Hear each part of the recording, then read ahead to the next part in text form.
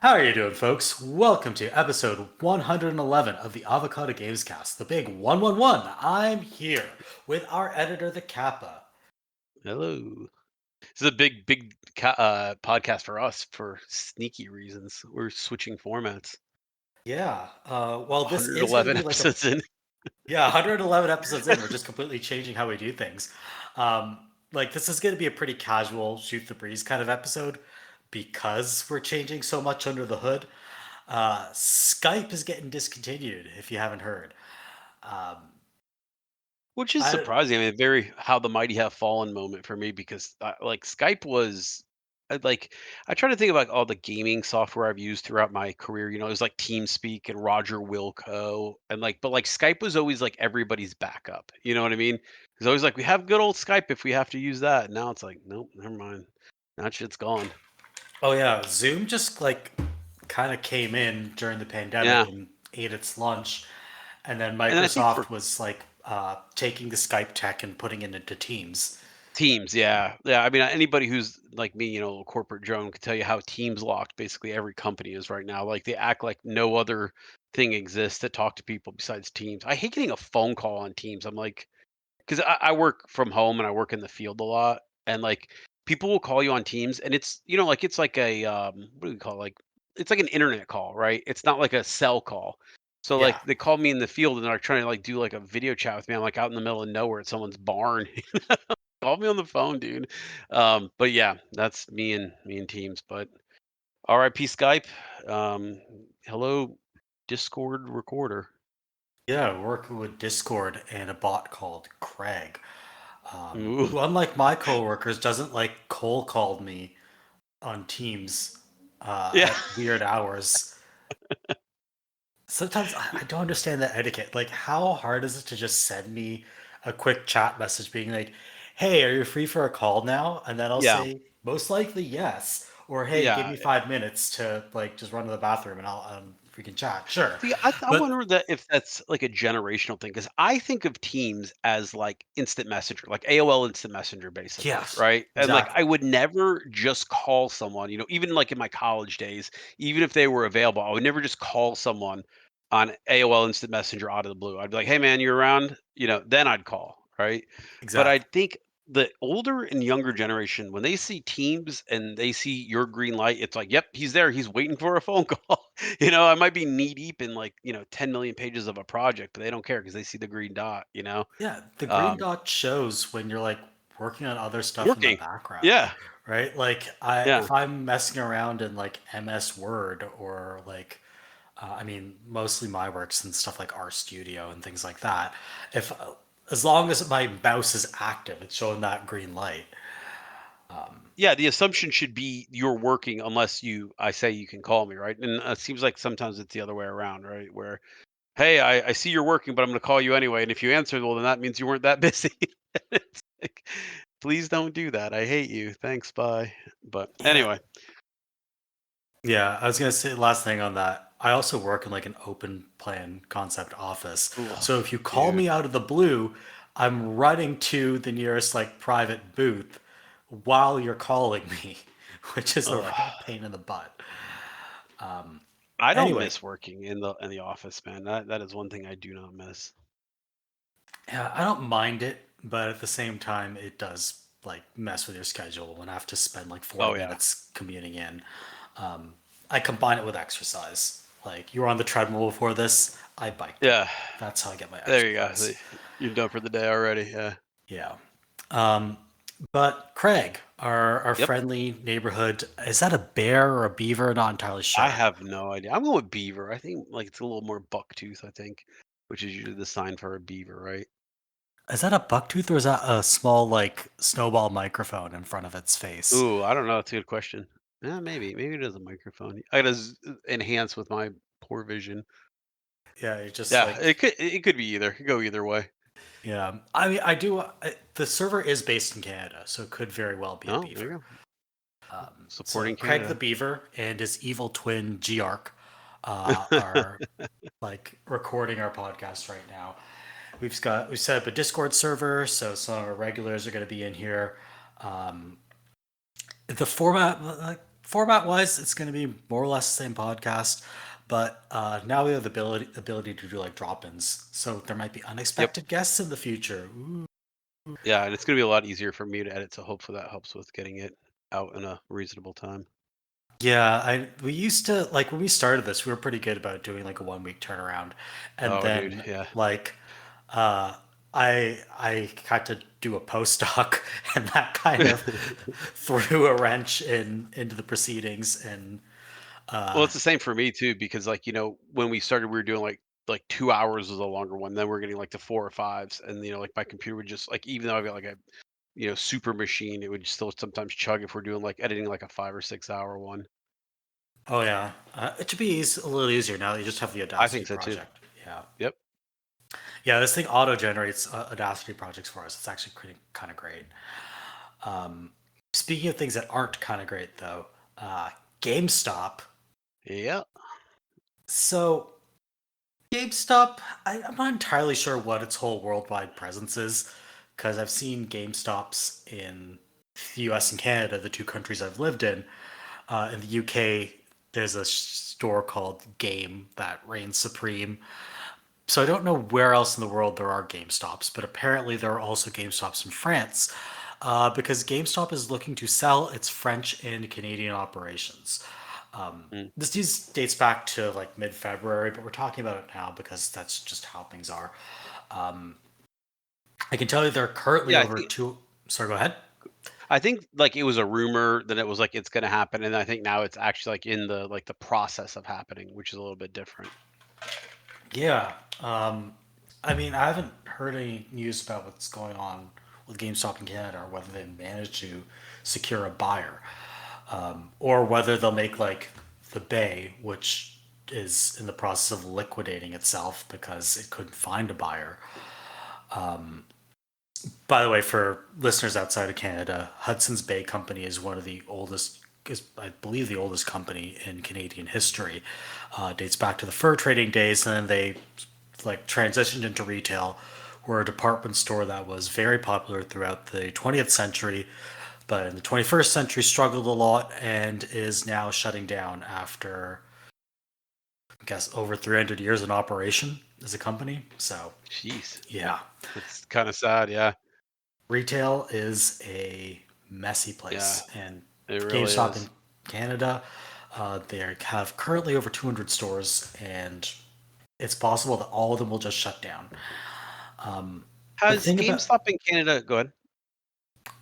oh no, go Ha ahead. You're asking a question. have they made the transition like they did, or did they try to make the transition like they did in the States where they became kind of less video game stores and more just kind of geek culture stores? Or because 'cause I'm wondering about how that has or hasn't affected the turnaround for the company. It has kind of done that. Okay. It's been like in the States where it's gone kind of in waves where they've made attempts to do it and then they've pulled back a little bit back to video games, Mhm. then gone for it again. I think the American and Canadian GameStop operations followed each other pretty closely, is my understanding. Okay. And the current CEO, Ryan Cohen, is actually from Canada. Gotcha. So, 'Cause in in any, the in the States, I would say it's mostly been a failure so far, and I didn't know if that was what they were seeing in Canada as well, or if they were trying their own thing. I'm not entirely sure. Like, I see people in GameStops in malls when I go to the mall, Mhm. but I just don't know if that's enough volume to Right. like keep the stores afloat. I know people generally don't buy. People might go in there to buy games, but they don't generally go in there to buy consoles or like other stuff like that. Sure, yeah. I just bought a console, yesterday. I was a little bit worried about these little things called tariffs that are coming down the line, and, we've had an aging Xbox One downstairs that's been kind of on its last legs. And my wife's thing with technology is she just doesn't want to deal with it. She just wants it to work. You know what I mean? So she's been kind of getting at me for a while, like, hey, either fix this thing or get a new one. I'm like, I can't fix it. It doesn't work like that. So the answer has been get a new one. So I feel like that in years past, my first and maybe only option would have been GameStop. Whereas this time I just went online and I just, the weird thing about consoles now is I've noticed that a lot of companies and a lot of stores can do their own bundles, where it feels like GameStop is still kind of limited to whatever the, Sony, PlayStation, Nintendo is putting out as an official bundle.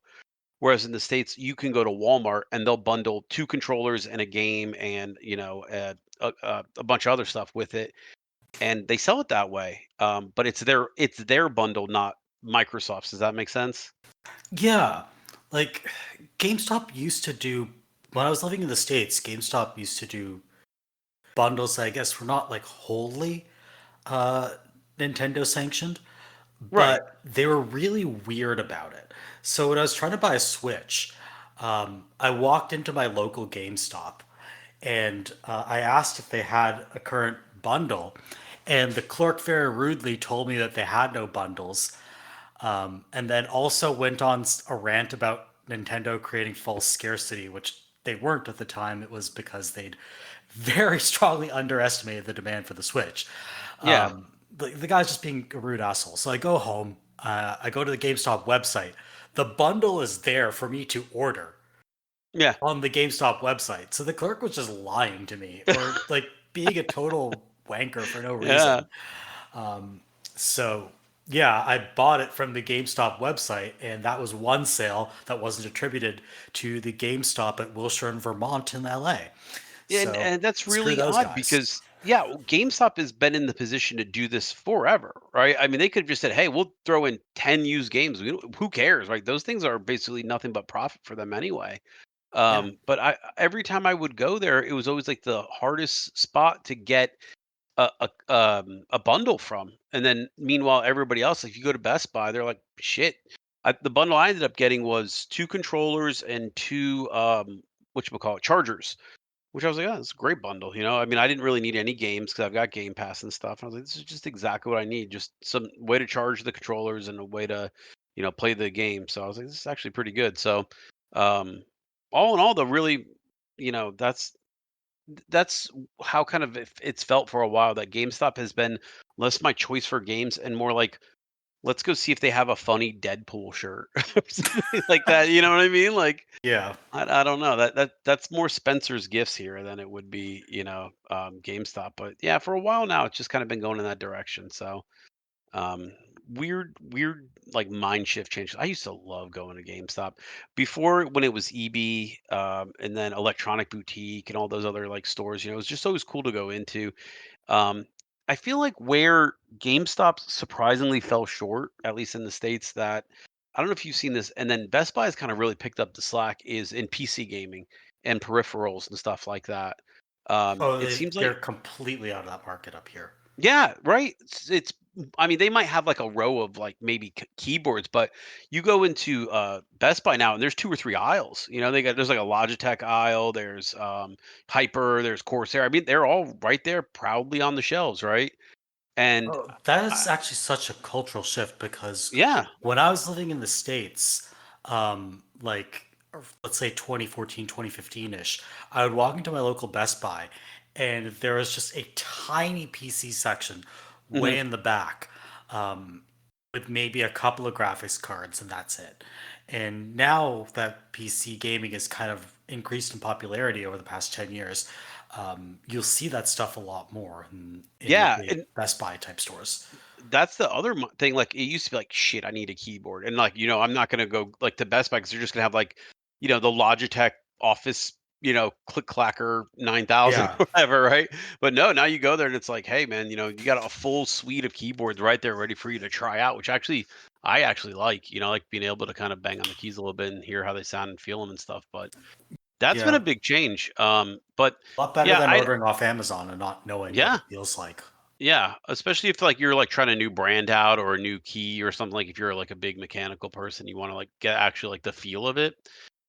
Mice, same thing. But yeah, I don't know. I don't get a good feel for where GameStop plans on going. I don't know if the Canada situation is just so different than the US one that I they think still it's have hope in just the US, but I don't even know if that's it. It might even be doing better in Canada. It's just that mhm. the market's so much smaller, and if shareholders are pushing them to cut costs, jettisoning a market that's roughly one ninth the size of the American Mhm. market might make sense in the short term. In the long term, Yeah. it's bad because that's potentially a profitable area that you're just cutting out. Yeah. Like But I said, it's over 200 stores in Canada. that's Um, yeah, I was surprised. I thought that was a way bigger number than I thought when I was reading this. I was like, wow, I thought it was gonna be like, 50 or something, but 200 is a pretty good amount of stores. But I guess when you have that many, you have employees, you have HR, you have, all those kind yeah, of things. And like that can sometimes be where a lot of the actual costs, comes in. But that um, might be it. Yeah, it's just gonna running an leave this. international company versus Yeah, like an international company has, like especially at HQ, you have additional um, like legal factors and layers of regulation to deal with Mhm. for each additional country you operate in. So cutting a couple of those countries out might make sense. The weird thing about what's going to happen in the Canadian market is that there's just no like competitor to GameStop really. Yeah. There are a few. There used to be this chain called Microplay, and it still exists, but all the store. It's no longer a franchise. All the stores are independent. Yeah. I think they're just like allowed to keep all the branding for some reason. The what I But usually like, see go ahead.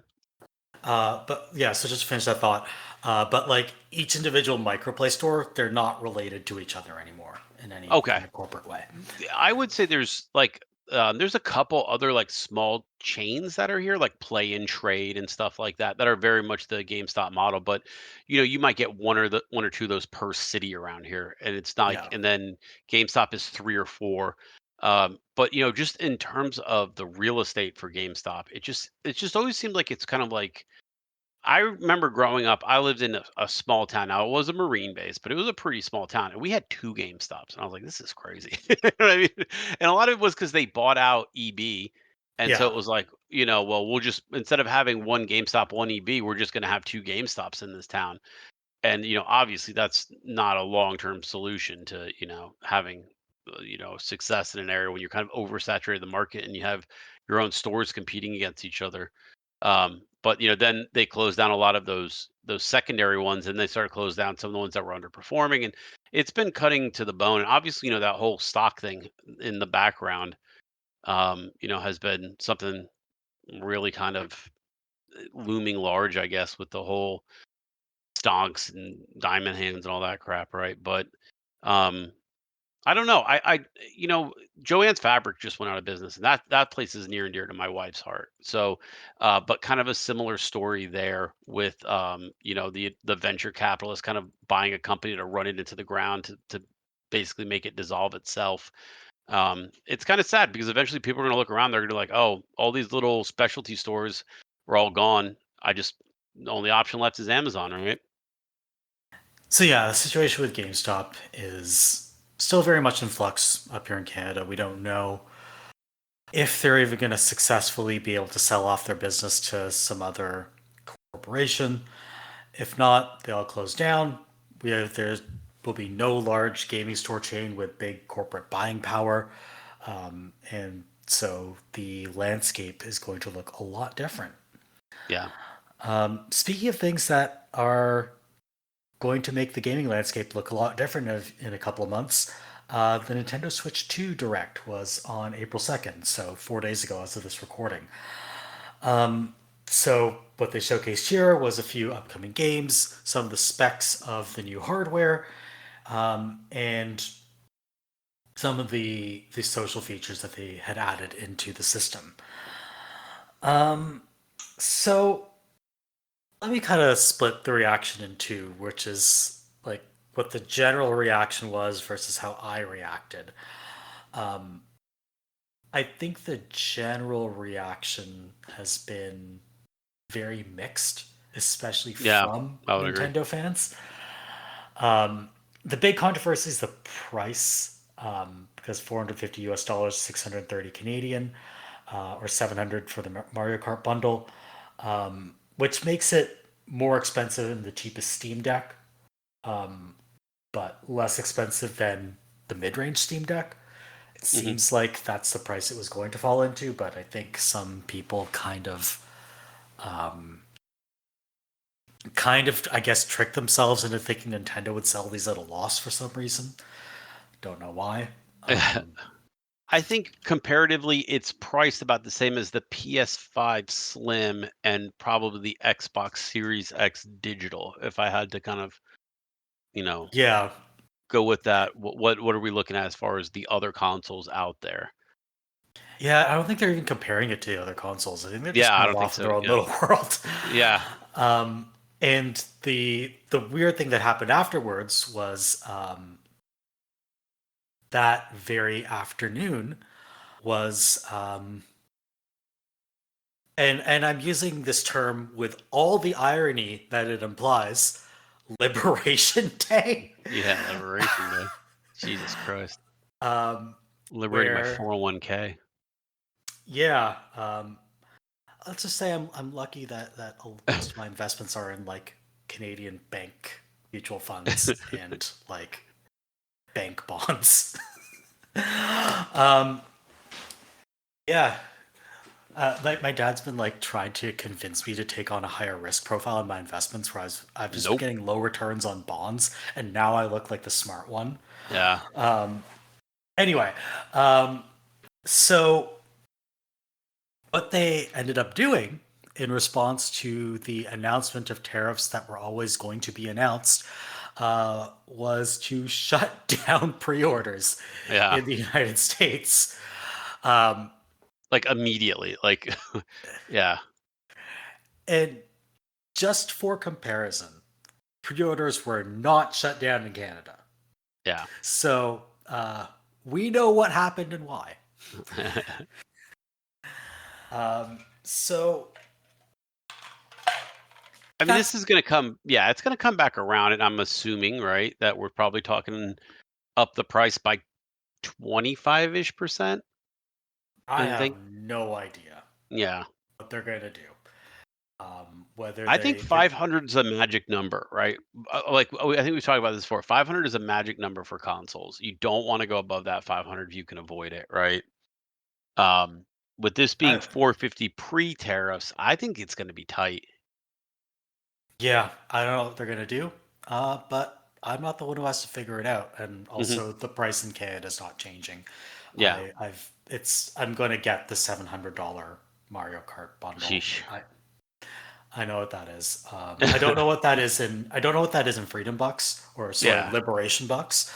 Um, so like I can't tell how reasonable that is for US dollars, but like I knew this purchase was coming. I'm not like Yeah. I would like to pay less for it. I would like to get it for free, but I'm not looking at this like it's financially destabilizing, and that is coming from a place of privilege. I'm make good money and have no Yeah. children, so Yeah, $500, like I said, there's like a psychological barrier, I think, for a lot of yeah, people at $500, where it's like it goes from like, oh, this is kind of like it's gonna hurt, but it's kind of something I don't necessarily have to budget for. Whereas like now it's like, ooh, making a choice here to get this thing. Um, yeah. I, The my psychological barrier that we hit in Canada for consoles with the PS5 Pro, where if you got it with the disc drive, it would exceed 4 digits, Yeah, and then that's that's where it gets huge. real bad. Absolutely. Sorry, Um, you're saying something? Oh yeah, I think my reaction was kind of weird to this because I'm not Super Nintendo, but I was really like kind of I wouldn't say impressed because I think it's like more like a catch up system, right? But I was happy to see what they announced as far as power, online stuff like that. It felt more like a like a modern era system, I guess, in some ways to me. That other consoles have been that for a while, but yeah, here comes Nintendo ready to join the fun. Whereas I feel like this is usually the opposite for me. Whereas I found like the games were kind of disappointing. I kind of like I don't know, like uninspired. I think is the word that I was thinking of. I think you said that a couple Yeah, times in your write up. It just kind of was like, oh, okay, yeah, this feels like one of a million types of launch games we've seen with Nintendo, where it just doesn't seem like this system it, had the impact. I think. yeah. It's not like when the Switch announcement, like Switch One announcement, came back in 2017. So they come out the door with that big open world Zelda with a reimagining of 3D Mario with a new gigantic JRPG in Xenoblade, with Hmm. a Mario Tactics game, which looked really weird but somehow ended up great, and a new Splatoon, and like a couple of other things, like gimmicky things to show off the console, like 1-2 Switch. And that was just like a blunderbuss of games coming Yeah. at you. Yeah, there was something for everyone, is how I would describe it, right? There, Yeah. you had to have really been a particular person to not like at least one of those things. Yeah. Whereas this, like a lot of the tent poles, I shouldn't say a lot, like the big tent poles, Metro Prime 4 and Pokemon Pizza, Pokemon Legends ZA, sorry. Um, I'm calling it Pokemon Pizza. I'm never going Yeah, to that's a good stop. one. That's gonna Um, catch on. they should. I mean, everyone's calling it that. But those are Switch One games, right? Yeah, That yeah. will look better on Switch 2. But I mean, aside from that, they're Switch One It games. it's hard though when you've been going for 10 years, it doesn't matter how much better it looks on Switch. You know what I mean? Because it's like it's art style and this and that. It's hard to kind of reel that back in, and be like, okay, now it does matter. You need to buy it for Switch 2. People are like, yeah, how much better does the Pokemon need to look? Pokemon needs to look way better. I, but they showed Metro Prime 4 running on Switch 1. I was like, okay, that Yeah, that still was rough. looks nice. But Yeah. like once they showed the Switch 2 footage, I'm like, okay, yeah, this is what they were going for. Yeah. Um, but like, okay, I'll say Mario Kart World looks good, Mhm. unoriginal because it's just Forza plus Forza Horizon plus Kart Racer. Yeah. Um, Again, not a terrible thing to make. I still will probably enjoy it when I play it. But I was hoping for something that kind of blew me away with its inventiveness. Same thing with Donkey Kong Bonanza. Again, Super Mario Odyssey plus Deep Rock Galactic looks like Yeah. a lot of fun, but not very original. Um, and I was hoping for something that would carve out its own distinct visual identity. This is literally like the same kinds of animations, the same kinds Yes, of that's what I art noticed design too. as Odyssey. Yeah. And like DK is his own dude, right? Mhm. Um, so again, like I don't want to say this is disappointing, um, but I feel like there's more inventiveness in Nintendo's Kyoto headquarters than was on display in this selection of games. Yeah, And I agree. And I mean, I've learned that Nintendo fans are going to be Nintendo fans at this point. The stuff that they like, they're always going to like. And there's not really a point in trying to kind of like guess what they are. They're going to love it. Whatever it is, it's Nintendo. They're going to love it. But I don't know that this is going to sell people who maybe didn't jump on it Switch 1 to jump on to Switch 2, and I don't know how many people who own a Switch 1 are going to go, "Well, I've got to get a Switch 2 for these games." You know? You know what I mean? Like it's kind of in a weird no man's land, I think. it's the hard thing what makes it really hard to evaluate discourse is like most of my online spaces are extremely American, so I'm not Right. hearing from like people in the UK or Australia or even Canada about what they think about all of this. Um, and so like the discourse has been heavily shaped by reactions to the price and Yeah. things very specific to the American gaming market. Like if you're asking me, do I think this thing is going to sell? Yeah. Do I think it's going to Yeah, sell well 100%. Switch One? I'm not Probably stupid. not. Yeah. Probably That's not. where I'm at too. Yeah. But so I think people want to buy this, but like the reactions are all along the lines of this is too expensive for me to buy now. Let me save up and I'll buy it in a couple of years. I think you're exactly right. Or when my Switch 1 dies, now I've got an option for something to replace it with or something. Yeah, Like that seems to be it's a the general better. consensus. Yeah, it's the next console that, you know, you might not need the upgrade to it now, but when you do in 3 or 4 years, it's gonna be there. Yeah, like I'll get it now because I've been clamoring for a 3D Donkey Kong since the early 2000s. I want another one. So I'm a mark for this, and I'm just gonna buy it because I'm an idiot. But if they'd launched with something other than a 3D Donkey Kong, I probably would be holding off until next year. Yeah, I think that's fair. All right, so that was the Switch 2 announcement. Um, let's chat about what we've been playing lately. I Yeah. have a bunch of games that I've been Yeah, I playing. noticed your list was kind of big, so I was like, "Oh man, I've only been really playing one or two." So, So I'll start with one that I've probably talked about on the podcast before, but I'm still going with it. I'm trying to juggle too many games at once. So I listed three games. There's a fourth that I'm juggling in the background, Dragon Age: The Veilguard, but that's a game that I fire up for like half an hour every 2 weeks. sure. Yeah, it's in that kind of status for me right now. Um, like a Dragon Pirate Yakuza in Hawaii, which I have talked about in the podcast before. Um, that game, since I last talked about it, has opened up a lot. Hmm. I've been running around in Hawaii. I've been running around in various islands. I've been sailing on my pirate ship. I didn't play Skull and Bones or Assassin's Creed Black Flag, so I don't have any point of comparison. But the naval stuff is fun enough, I guess. Hmm. And, they've succeeded in making the pirate game that I wanted, which is very funny for a game that's set in like 2025. But Finally got it. Yeah. finally got it. They're pirates, but they're pirates with cell phones, which is very funny. So, what I find interesting about this compared to other Yakuza slash Like a Dragon games is in most games, the plot has a big sense of urgency. Like, the bad guys are doing something that we need to stop, and so we really should get on that. And yet you spend roughly 70% of your playtime in those games like playing shogi in the park with some senior citizens, Mm, or like mahjong or kart racing or playing Sega arcade classics on recreations of cabinets. Like, everyone's just doing the side stuff, right? right. Um, Which is a very, I think that's a cool idea, especially in that game, because the more rushed you feel, the less you're going to interact with some of that stuff, right? So I think that's a good right. idea. So it's so nice that in this game, the plot is a lot more casual. There's barely any sense of urgency.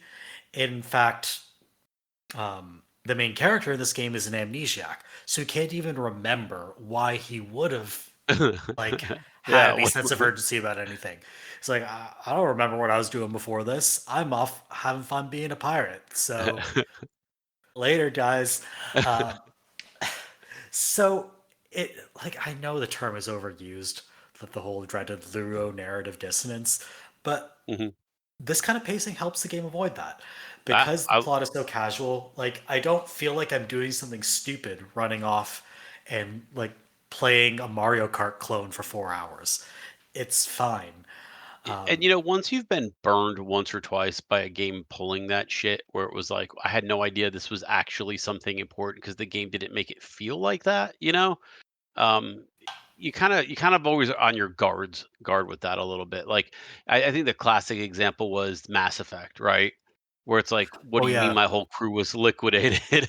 Like, and a Oh save yeah, you from didn't 45 hours ago. I can't go back now. yeah, you Um, didn't arrive in time to rescue Kelly Chambers from yeah, turning into goo. because there's a background timer that's ticking that you don't know about on your first playthrough. Which, I mean, to be fair, the game does kind of make it sound like you need to go do the stuff, but also at the same time, the game is like, you really need to be prepared before you do this. So, like, you know, It's hard to that's find kind the of a optimal yeah, solution. yeah, or the balance of like what really matters, I guess. Yeah, the thing about Yakuza is there never is that timer. It just feels like there's something ticking in the background, Hmm. and like if there isn't, just take it off, right? Like Yeah, don't make me yeah, feel it's urgent. Tell me things like, oh yeah, it's gonna take the bad guys two weeks to come up with the next segment of their plan. You have time off, go have fun. yeah, yeah. As opposed to like, oh, the bad guys are cooking something up. You better It could meet your happen at friend. any second. Yeah, Yeah, yeah. you'd better meet Majima in the park before things go awry. So they avoid that, and it's quite refreshing. The downside I find with this game is I think they tried to switch up the combat a little bit, and the ways in which they switch it up are not very successful. Yeah, it's always Um, dicey. yeah, the issue is like it's like your pretty standard brawler. You've got your light and heavy attack. You've got your grabs. You've got your throws. You've got dodging. You've got blocking, parrying, etc. But what this game tries to do is add a lot more ranged options. So you get a gun when you're in pirate mode, and when you're in just kind of regular street mode, Yeah, I could then see you that being like a yeah. you kind of like launch yourself at enemies. You do kind of like a Vanguard charge. I forget what that move is called in Mass Effect 2. That move that Vanguards have, where they like Yeah, like punch like biotic punch people, kind of. yeah. It's like Superman that. punch, yeah, something like that. Yeah, Yeah. it's like that to kind of give you a ranged option. And Ranged is tough in the Yakuza series though, because like so much of the fighting feels about, like do I get in there and punch fast and punch hard, or do I get in there and punch, you know what I mean? Like there it seems like the balance is always more about, that stuff than it feels like if you had a go-to range attack, you could just kind of cheat most of the fights as much as you want. yeah, I mean, it makes the easier fights trivial, but in the Hmm. harder fights, you'll get attacked before you can fire off your ranged weapon. So it feels like it's not balanced enough for that because the larger fights get really chaotic, especially the ones on board ships, where you're like the area in which the combat arena is so small that you're just constantly getting buffeted around by enemy attacks, and you don't have a lot of options for escape. You're just pretty much stun locked. Oh, okay. So it's like they have all these ranged options, but they're only useful where they make fights trivial, and where they could ease a fight but not make it trivial, they're not very useful. Ah, okay. So it's like, why are these things kind of even in here to begin with? Yeah, yeah. Yeah, the on-ship combat, I know what they were trying to go for. I understand why they did it the way they did, but they really needed to either make the ships a little bigger or reduce the enemy density because it's just not manageable with the tools at your disposal, especially when you have enemies start throwing grenades. Then Oh, yeah. like they'll just keep throwing grenades at you and just get like thrown around the deck of the It's like ship. stun locked. Yeah. Yeah, you're stun locked. It takes you like 8 button presses to get back up. It's not really the most fun way to do combat. And it's a shame because I think they pretty much perfected combat in Lost Judgment and The Man Who Erased His Name. And this feels like a step back. Like Yeah. I'm glad they experimented, but I think they really needed to refine this a little better. But speaking of games with brawler type combat, how have you been enjoying AC Shadows? Oh, it's funny because like a lot of the stuff that you just said honestly applies to this game. Okay, so overall, I think this is a 7 or 8 out of 10 game. So we'll get that out of the way because I'm going to probably sound a little more negative on it than I would actually feel. So I played the shit out of even Valhalla. I think I'll go ahead and say I don't think there's ever been a truly bad Assassin's Creed game. I think they've all been good to great, right? I think my three great ones would probably be Black Flag, probably Revelations, and then probably Odyssey. So kind of like the three of that era. Um, this one I feel like is in a very weird spot because I feel like a lot of the complaints about Valhalla that I heard was more like it's too much of a good thing. It's just too big. It's too this. It's too that. And I don't really know in my mind if that's actually a negative. Does that make sense? Like I don't think you can make too much of a good video game. But I Shadows, sometimes I go ahead. just like want to hit credits at a certain point. Like I've had my Sh- fill, Yeah, and I'm like, okay, I'm at the 150-hour mark. Where are the credits? But I know what you because mean. yeah, like this one throws you into Valhalla and it's basically like, okay, the game is done. If you want to fuck around in Viking heaven, go ahead. But like it doesn't there's no more urgency to it. It's just basically like you're playing almost like an alternate story in a different timeline, right? So kind of more like an expansion pack than a DLC. So I kind of was thinking about this. I don't know how much you know about American football, not the band, but the sport. um, I was but gonna there's this, say, like, us two fellow emo heads are yeah, definitely thinking exactly. about the I know a Kinsellas lot. when that comes up. Yeah. By the way, So American Football LP3, fantastic album. yeah. Silhouettes, great song. So yeah, but like, okay, let's get back to Gridiron. So I think there's a concept in American football where it's called the system quarterback, right? And the idea there is that this quarterback is good. He's not going to lose you the game. He might not win you the game, but if you put him in the right system, he can have a pretty good career, right? And that kind of had me thinking about like basically like Assassin's Creed almost as like a system game, right? You put it in the right setting with the right protagonist, with the right characters and the right story, and it can be a really good game. Otherwise, it just kind of it gets there, right? It's not great, it's not awful, but it's just kind of it's its own thing. So kind of like a system game. And then I think there's games that are kind of like systems of systems, right? So like your Fortnites or like maybe like I don't know, like your games where it's like, hey, this game doesn't have a system anymore. It's just all these things at once. So when I was thinking of Assassin's Creed kind of as like a system of a game, I'm starting to see like the cracks that I think went away after Origin, the reboot towards more of an RPG style, that are kind of showing back up now, where I don't think they've really been able to cement what made Odyssey great. Origins like, okay, this is going in an interesting direction. Odyssey was like, okay, wow, this is great. And then Valhalla was kind of like, this is too much. So I think they took a lot of the wrong lessons from Valhalla and kind of went back in some of the wrong directions. Trying to explain like kind of specifically without giving too many spoilers. I know it's a pretty fresh game, right? So I know a lot of people probably haven't put a ton of time into it yet. But the number I one mean, don't thing worry I about spoiling me. okay. But So I so we'll want say to we'll say like medium level spoiler warning. sure, How yeah, about yeah. that? Like this is overall. So I haven't beat the game yet. The game probably to beat is probably a billion hours, you know what I mean? But I'm far enough into it that I feel like I can at least say some of these things. So um one, they fucked up Yasuke.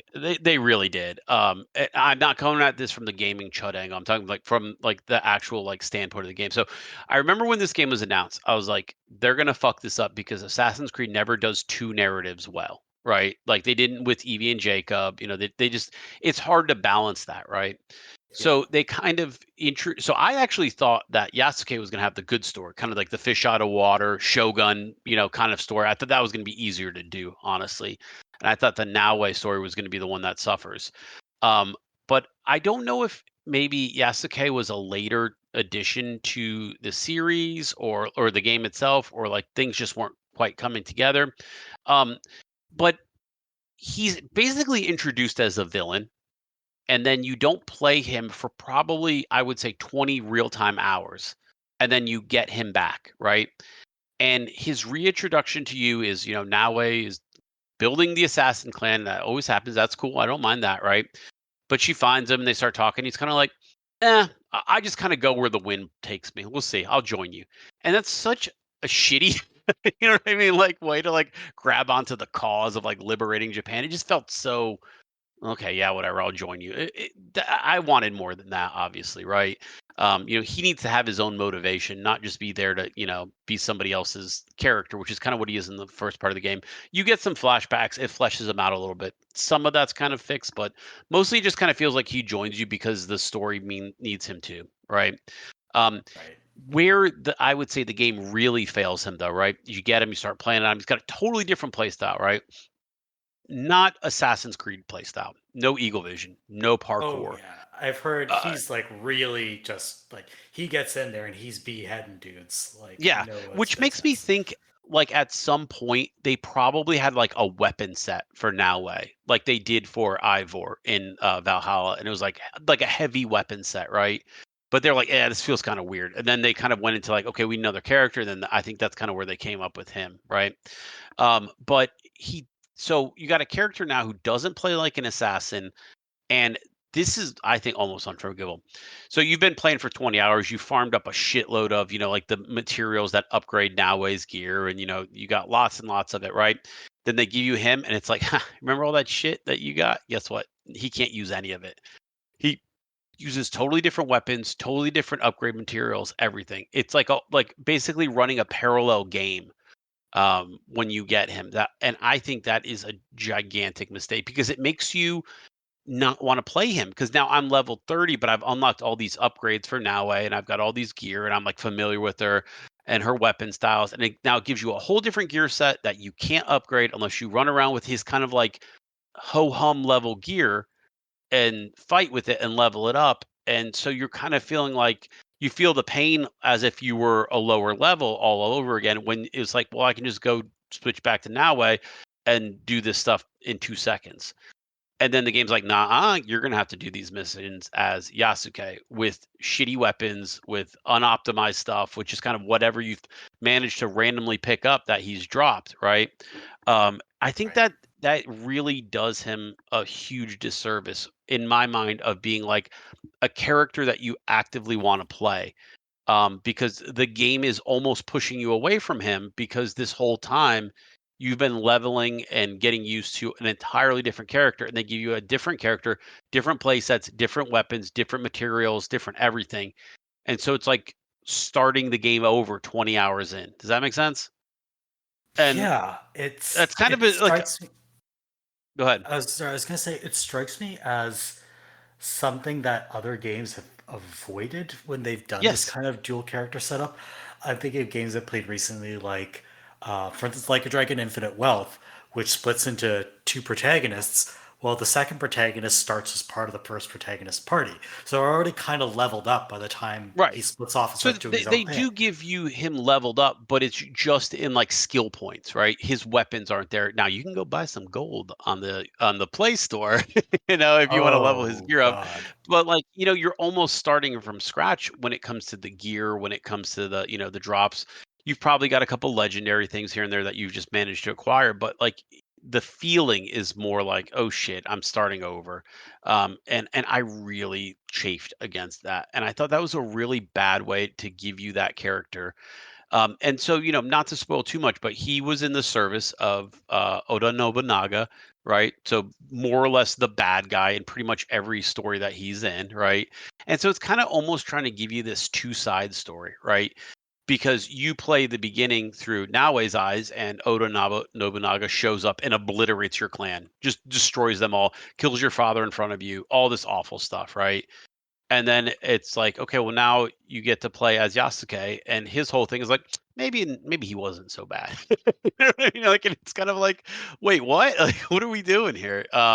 It really feels like these two characters shouldn't have just got along because that's the way the winds blew or whatever. Shit they came up with to be the reason why these two all of a sudden are getting along. So I don't know. I really think they could have introduced him better. I feel like this has the feeling of like a late addition to the game, maybe. Like the idea. His weapons all feel like shit, honestly, like compared to Naue. So she's using a katana, which, feels like any other katana in a game, right? Fast slices and stuff like that. Her secondary weapon is a tanto, which is, super stabby, fast dagger that she pairs with the hidden blade really well. And then her other one is I don't know how to pronounce it, Karisagami or something like that. It's like the hook on the end of the chain thing, right? So kind of like Oh, more okay. ranged weapon. And then her ranged weapon are tools, shurikens, kunai, very ninja based, right?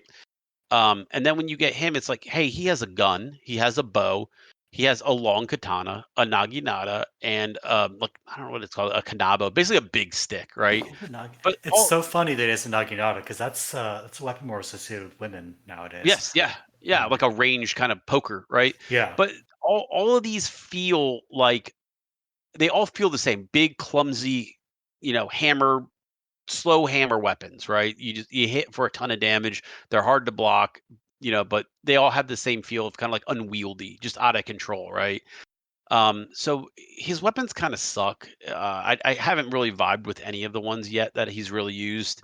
I could probably see actually just maybe like maining bow, but they're kind of stingy with arrows, at least so far in the game. But that might be where I end up going with him. The game kind of does this morality thing, which has already cost me an ally. I think there was a write up actually of this exact scenario on I want to say like Games Radar or something, but you're introduced to this warrior monk. Her name is Yaya. She's like, oh, you need to kind of let this revenge go. Be one with the whatever. But this is literally like 15 minutes after I watched my dad murdered in front of me. And I'm kind of role playing a little bit. I'm like, no, my character wouldn't be like, yeah, let's go ahead and, become one with, the chi or whatever. I'm like, no, fuck this. I'm gonna go kill these people. I don't want to listen to what you're saying, right? And she's like, fine. And then we go our separate ways. And now I can't recruit her, which I think that's kind of cool, right? You know what I mean? It kind of locked me out. But I also don't necessarily know that the game is really providing a role playing thing if you don't make there be a like, no, actually, I won't be okay with just letting things go. I want to get some revenge. So I don't know. And that was very early in the game where I was like, I just didn't feel like my character would be okay with letting this shit go. I really thought, so I don't know. There's a kind of like a hidden morality system running in the background of the game that I kind of didn't like. Um, Last kind of thing, I've seen some people say that the exploration in this game is good. I don't know what the hell they're talking about. This has the worst exploration of any Assassin's Creed I can remember. It doesn't have invisible walls. What it has is mountains you can't climb, and they're fucking everywhere, right? So like you want to get from one end of the map to the other, good luck. You got to figure out how to either ride all the way around these mountains or you got to figure out how to, find the spot. But no, it is very unforgiving and there's no real reason to explore. There's no hunting, there's no fishing. Most of the things like the activities are already marked on your map. So like, Oh, so you're not even busting. like discovering them by like climbing Nope. towers? Nope. And so that's exactly what I was going to get to. The towers have been made into like this useless thing where when you get up on the tower, like it used to reveal the fog of war in an area, right? So you could see everything that was in the do, right? Now going up on a tower, while you're up there, you could hold left trigger and kind of look around, and it just gives you a question mark, like in that, like, hey, there's something over there, go check it out, but you can walk for 20 minutes and just get over there and be like, oh, after trying to get all the way around this mountain, going through all these little weird hills, I can't climb up, I can't see my characters, the camera's fighting with me because the mountain won't let you pivot around it, right? All this shit, I get there and it's like, oh, it's a fishing village, cool, what can I do here? Fucking nothing. I mean, so it's like it's very odd. Part of me is like, when I climb that tower, I want the fog of war to be revealed. And this one, it doesn't do that, and it's just so head scratching to me. Like, why? What was the reason for this change? There's a lot of changes that just feel like reactionary to something that I don't know what. Kind of, we're highlighting again the parry system, kind of almost going too far into Dark Souls, where like the parry is the god of Assassin's Creed. It feels stupid, right? Like I don't know why we've gotten back down there, and then I that mean, feels even like, yeah, I've never really enjoyed Assassin's Creed combat. One thing that was refreshing about it is parries were not key to success. Like right, right. they were there from the beginning, or from Assassin's Creed 2, I should say. But like, you were not necessary to be able to get through the game. It was just an Right. extra thing you could do. You So had this one, freedom of combat style. it feels more and more required. I mean, at the beginning, you can get away with dodging everything, but then they start to give you different enemy types and stuff like that. And it's like really starting, like, there's entire weapons and like builds. Now it has a whole tree almost dedicated to stuff she can do after she parries, right? So the game is pushing you down that way kind of subtly. But then I'm kind of doing, the Dark Souls combat of sitting there waiting for somebody to attack me with something, right?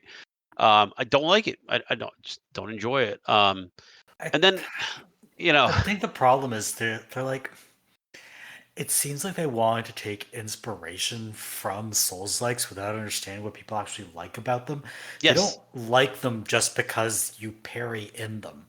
They Right. like them for the whole package. The I know it's intricacies that weird. are going on. Yeah. I know it's weird to say, for me to say this as someone who is not a fan of FromSoft games, but like, the core appeal of Souls like is not parrying. In fact, you don't parry Mhm. very much in a Dark Souls game. Parrying is more like a Bloodborne or Sekiro type of thing, right? The core appeal is in the combat fluidity, and well, not really fluid combat. The combat like flexibility, and the difficulty and the pace of combat. It's not in just like the simple act of Yeah, hitting turning left bumper. around, Yeah. right, Yeah. on someone. So And that's yeah, but that's why I keep getting caught up on this one, like kind of like, where did this come from? A lot of this game feels to me like, where did this come from? This wasn't what I felt like anybody was saying they liked about the last two or three Assassin's Creeds, right? Like, I don't know that anybody was like, "Man, this game has the best pairing." Like, who cares? You know, like, it's not core to me. It's I don't know. I feel Um, like I feel like they kind of got caught up in their own heads when they were making this, in I the do too. sense that Yeah. like, let's say they make Naoe, who's like, your classic kunoichi style, Mhm. like very stealthy, gets things done from the shadows, like stabs from behind, that kind of thing. Um, and then you want a contrasting play style for the Deuteragonist. But then you go overboard with that because everything Naoe does, you want the opposite for Yasuke. Yes, and you're kind of forcing the opposite. It doesn't make And sense that yeah. you need distinction, but you don't Yes. need the opposite. And that's really the problem. Yeah. And so the one of the interesting things is I have my exchange student currently she's Japanese, right? She loves this game, right? But she has a lot of problems with like kind of like the history of it. Like I know this game's kind of had like kind of a thing in, where the Japanese people are like, "Ugh, I don't know about this," right? And she's having like some of those reactions like as I'm playing, she's like, "Oh, I don't like that." She said that to him. That's not something you would say to a lord or something, right? So a lot of those types of things kind of come up. But the way I can best describe it is the specter of Assassin's Creed 3 is really like looming large in this game in that your characters have to meet every famous character of from history at this time in this game, right? You're meeting Akechi Mitsuhide, you're meeting Oda Nobunaga, obviously you're meeting like every single famous Japanese person of that saga. Here they are, right? And like of course like your character is some ninja from Iga, nobody, and she's like, here's what I think we should do to like Akechi Mitsuhide, and it's like, no, that like he would have chopped your head off. That's what he would have done. But it's very Forrest Gumpification that they did in Assassin's Creed 3, right? Where like you're just some random character, but all of a sudden you're giving advice to George Washington on where to put his soldiers in a battle, right? Um, the game likes to do that because it makes your characters feel important, but we're doing this 4 or 5 hours in. It just feels weird. Um, Overall, I think I do like this game. I'm sounding more negative than I have to, but when I keep going back to like the Assassin's Creed system, I think they need to figure out what people liked about what really was a historical RPG. That's what Odyssey was. It was a historical RPG, right?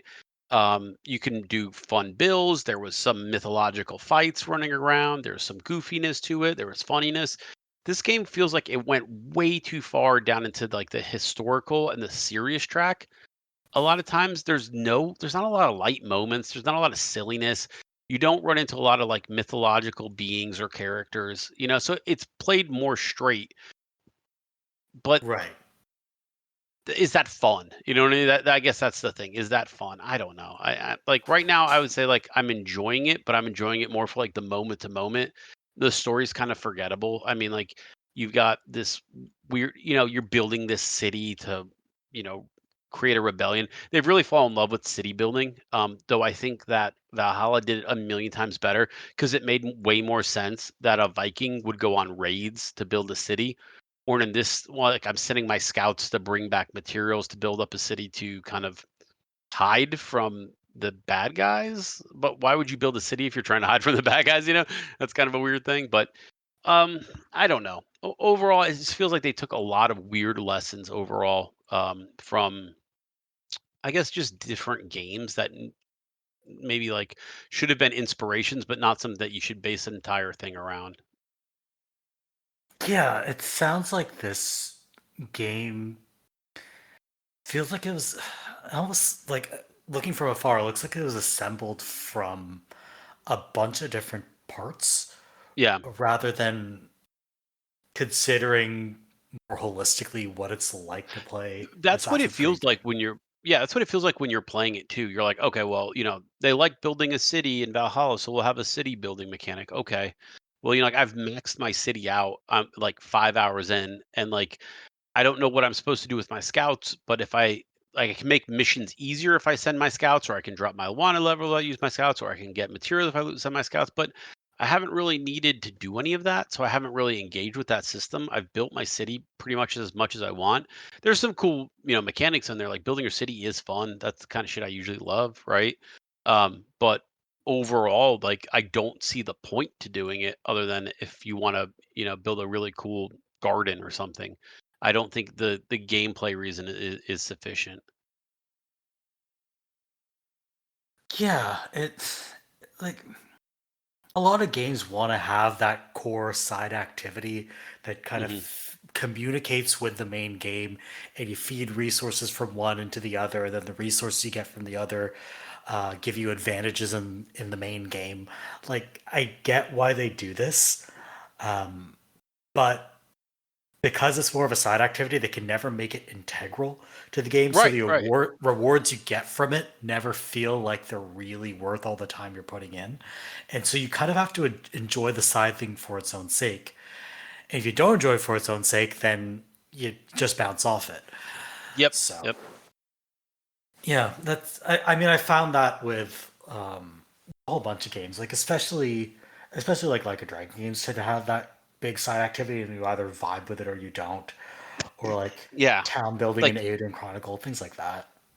especially if it doesn't like click with you and you're like, okay, well, I don't care that I can heal by 20% more if I build, spend the next 20 hours building a cool, town up. I don't need to do it because who cares? I'll get one more healing item off the ground, right? Um, Right. so yeah, you're right. You can't make it too powerful, but you can't make it, not important. But right now, it just kind of sits in that weird no man's land.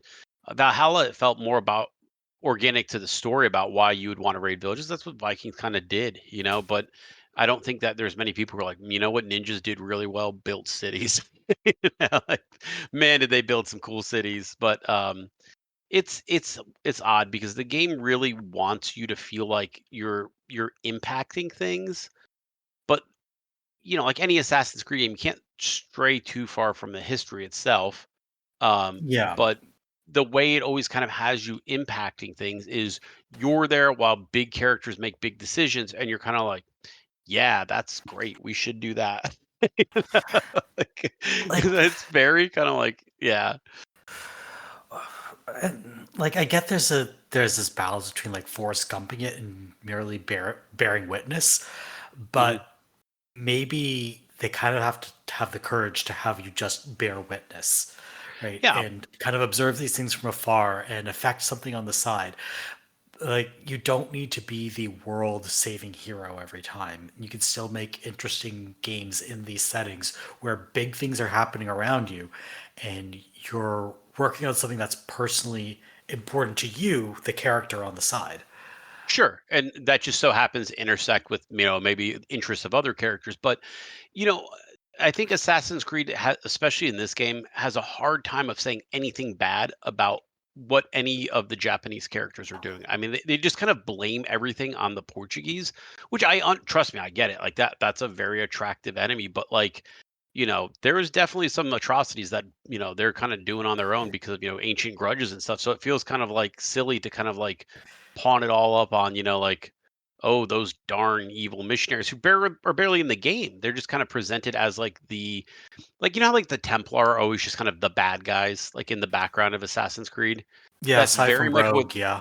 yeah, that's very much what they're doing with like the Portuguese, but you don't really interact with them. You kind of are just like you're always there like a week after like something happened and the Portuguese did this or something like that. It just kind of feels weird, right? Because if your character was there, surely because you're so good, you would have stopped it. But the game doesn't want that to happen. It needs to tell a story. So you're getting that equivalent of Call of Duty knocking you out, right, to tell the story. Now it's just kind of like, oh, your character wasn't there. Well, everything went to shit when you weren't here. So now you got to go fix all this. So yeah, I I, don't know. I'm gonna say what I think is a hot take because I haven't played AC Shadows, so I may Mhm, be way off base. But this is sounding a lot like the game everyone criticized Ghost of Tsushima for being, but that Ghost of mhm, Tsushima actually wasn't. Like, you had people online nitpicking supposed historical inaccuracies. There was one thing that went viral when Ghost of Tsushima came out about like apparently the Japanese version of the game being mistranslated. And what came out later was that it was purposely translated to sound like old Japanese, like the equivalent of Mhm. ye old English kind of thing. And Right. they'd done it on purpose. And it was like somebody who spoke Japanese as a second language pointed this out. Or like this, supposedly how Ghost of Tsushima glorifies the samurai and the Japanese feudal system, when in reality it's actually a critique of it, Yeah. especially when you get to the Yeah. second half of the game. Um, Yet I haven't heard any of this kind of these kinds of criticisms levied at AC Shadows, aside from some of the stuff around like Torii gates and Shrines. the like and Yeah. shrines, Yeah. and that's been attributed to a more reactionary segment of the gaming population. Um, and Yeah. So like, like, I'll go ahead. just go. I'll just say this: like, how something gets received in large part seems to be like it seems like we're letting the worst reactionary gaming chuds decide the Yeah. direction of discourse. Because the chuds kind of embraced Ghost of Tsushima, we collectively decided that it was trash. And Right. because the Yeah. chuds are like arrayed themselves against AZ Shadows for the supposedly horrific crime of featuring a historically accurate black protagonist, Right. um, now it's become an object to be defended. And it seems like every time we just let the worst people in the world decide how we're going to talk about a game instead of just talking about a game. And, we don't have to let chuds dictate how we react to Yeah. That's things. a We really could good just point. dismiss them I as think, chuds. yeah, it's pretty similar to what's kind of like the discourse with like Disney movies now, right? Like Yeah. obviously, Snow White, huge flop. And the answer is, oh, well, it's because they look who they cast for Snow White. I didn't even care about that. I wasn't going to see that movie because I don't think Snow White needs a live action reboot. It's a pretty No, simple story. movies too. We Yeah, don't need live action Disney reboots. They're yeah. pointless. So like you kind of feel like, but like I don't want to declare a side in this culture war because I don't really like I definitely don't like one of them. The other one I think you're kind of unnecessary. I don't feel like I need to go make an example or like support you with money because you've made a movie I'm not interested in. I'm not going to do that either, right? So I mean I am playing this like I said side by side with my exchange student. Great Assault. She's not super. She's Japanese, and we're playing it on an immersive mode. And they do speak that old style of Japanese. We watched Shogun together, and she said that it's the same thing there, where they're kind of using like the these and thous of Japanese. She says it's kind of hard to understand certain parts, but the immersive mode does a really good job of kind of bringing it all together. But I think more of like what she was concerned with is kind of like how historically the game kind of portrays how characters would have interacted with each other, where she's like, "Ooh, I don't know about that." But Yeah. overall, I mean, she's been blown away by like she comes home from school, she's like, "Want to play some?" I'm like, "Yeah." So it's been a good bonding thing for us. But I think with Japan especially, and this is my second Japanese exchange student, and you start to learn a lot about the culture and stuff, when you talk to them about kind of how the youth view things, right? And I don't know that there's a word for it. I've heard it called like kawaiification, where like the idea that like everything in Japan is like super cute and happy and cutesy and stuff. And then when I talk to like the two students that I've hosted, both of them are kind of like kind of negative about like Japanese culture, like in general. And like you don't really hear that a lot. Like I'm talking about like modern culture. So it was kind of like eye-opening to me, and just like I was like, we think you guys are like perfect over there. She's like, oh no, we've got problems. So I think that's been interesting for me too. And then kind of how this game reflects some of how those problems kind of like maybe have always existed with Japanese culture. So I don't know. Not saying good or bad. It's just been interesting for me to find that out. Yeah. Well, I'm glad you're kind of like semi enjoying this at least. So Yeah, I it's think by the end, this is like I said, it's going to be another 8 or 9 for me. I mean, it's going to be that good, but like it's so weird to see games kind of like take 2 steps forward, 3 steps back, especially because I thought Valhalla was so good in so many ways, and a lot of the knocks it got was this is too long, and that's I don't know, that feels yeah. weird. Like It what's feels the like old you joke? just it feels like the optimal thing to do is to take Valhalla and just shorten it Yeah, and then streamline it. translate Yeah, that to maybe Japan. Yeah, right? get rid of half of the systems that are kind of bloated, and instead we replace those systems with other systems, right? So that's where I keep going back to like this system thing, right? Like we all know that there's going to be a bunch of little side quests, mini games, whatever you want to call them, in an AC game. But this one, it seems like the way they've gotten through all that has just been to throw junk at you rather than like, yeah, do I need to hunt? Maybe not, but hunting's kind of fun. Do I need to fish? No, but fishing's kind of fun. Where in this one, it's just kind of like, go to a shrine and meditate by pushing buttons in a quick time event. Like, who the hell thought that was a good idea? Like, That feels like lifted straight out of Ghost of Tsushima.